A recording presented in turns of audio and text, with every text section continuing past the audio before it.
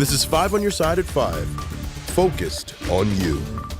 Right now, Idalia is working its way inland after unleashing on Florida, making landfall this morning as a Category 3 hurricane, packing catastrophic winds and powerful storm surges flooding the state's Big Bend area. An emergency declaration is now in place for Florida. Thanks for joining us. I'm Mike Bush. And I'm Kelly Jackson. Emergency crews are making their way to the Sunshine State. State officials calling the storm surge the worst Florida has ever seen. Rising waters are turning streets into rivers. As the storm moves on, people are not out of danger as there is widespread flooding and extensive power outages. There are already more than 1,500 federal workers on the ground. President Biden is coordinating directly with governors in the storm's path. The impacts of this storm are being felt throughout the southeast, even as it moves up the eastern coast of the United States, affecting Georgia, South Carolina, North Carolina. And we have to remain vigilant, and there's much more to do. Idalia is expected to hit the Carolinas as a tropical storm before moving out to sea. Oh my gosh. Tonight in Florida, efforts are turning to recovery. The American Red Cross has staged crews and supplies in the surrounding area, ready to help as the hurricane shifts east. Our Tracy Hinson spoke with a volunteer who is flying to Florida tomorrow. Tracy? Mike, there's a small group of volunteers from St. Louis who are in Florida tonight. They're helping run emergency shelters. Tomorrow morning, American Red Cross volunteer Nikki Magdich will join them. She's flying out to assist with residential damage assessments. It'll be mostly flooding and high winds. So you're going to see a lot of roofs torn off. You're going to see a lot of damage done to vehicles as well. In the past 6 years, Nikki has been to multiple emergencies with the American Red Cross. She told me hurricanes are some of the most devastating. She will be in Florida for the next 2 weeks, working alongside volunteers from around the country. In addition to manpower, the Missouri-Arkansas American Red Cross has trucked long-term shelter supplies to Florida. Our American Red Cross has one of our national warehouses for disaster supplies here in Hazelwood. So we have actually sent 4 semi-loads of relief supplies already down to Florida, pre-positioned a few days ago, to make sure that we have some of the material items needed for long-term sheltering and more.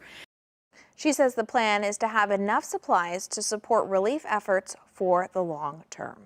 Tracy, and Idalia is a fast-moving storm, but for the Carolinas, the worst is yet to come. Gary Frank is here now with the Weather First forecast on what they can expect. Gary. Yeah, it is a fast-moving storm, and that's one of the reasons that it's already a tropical storm now. But I want to show you what it is now. The latest advisory at 4 o'clock, it's 70 miles an hour. So 74 is what gets it as a Category 1. It's moving northeast at 21 miles an hour, and here's what they're kind of being impacted by. Look how quickly this has moved over the last 18 hours or so. This has moved from the Gulf, where the water was 90 degrees. That's why it rapidly intensified, and then as it moved onshore, that's, of course, where it's impacted areas in the Carolinas with flash flooding and even a couple of tornadoes that we've seen so far. Multiple tornado warnings. That's typical especially on the north and northeast side of these storms. Right now, it's quiet here. It's feeling really nice. Quiet weather, fall-like weather, almost upper 70s, low 80s. We'll continue to see that this evening. It's a really nice night. Temps in the mid-70s with a light breeze, dry air settling in. We'll talk about that as well as approaching maybe record morning lows. We'll talk about that and how long we can hold on to that fall-like weather. All right, see you then, Gary. St. Elizabeth's Hospital in O'Fallon, Illinois continues to deal with a system-wide outage tonight. It hit the entire hospital sisters health system on Sunday.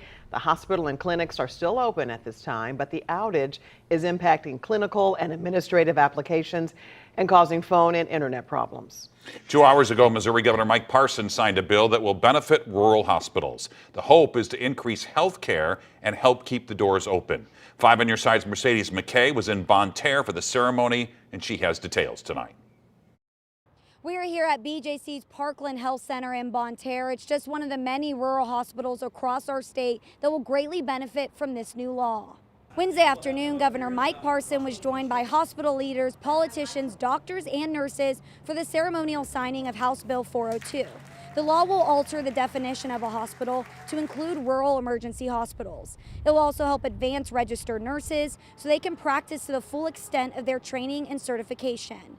Everyone says these changes will help improve healthcare access for rural communities. Rural health care is becoming a crisis, not only in Missouri, but across the country, with access to health care for these people who live in some of the more desolated areas or rural areas. And this bill basically makes sure they have access to federal funds to try to keep some of these facilities alive. According to the Missouri Hospital Association, a total of 19 hospitals have closed in our state since 2014. Coming up at 6, I'll explain why this new law can help stop that troubling trend. In Bonne Terre, Mercedes McKay, 5 on your side. A local activist wants exceptions to the state's near-total abortion ban. Jamie Corley from St. Louis filed constitutional amendments today to allow abortions in cases of rape, incest, and fatal fetal abnormalities. Another option would allow abortions until fetal viability, but it is unclear how that would be defined. Right now, Missouri bans almost all abortions. The only exception is for medical emergencies. The city of Webster Groves is once again dealing with a string of hate crimes. Officers say someone burned 2 Black Lives Matter signs and a Trans Lives Matter sign. 5 on your side's Diamond Palmer is live at Webster Groves Police Headquarters. What are you hearing from police and neighbors, Diamond?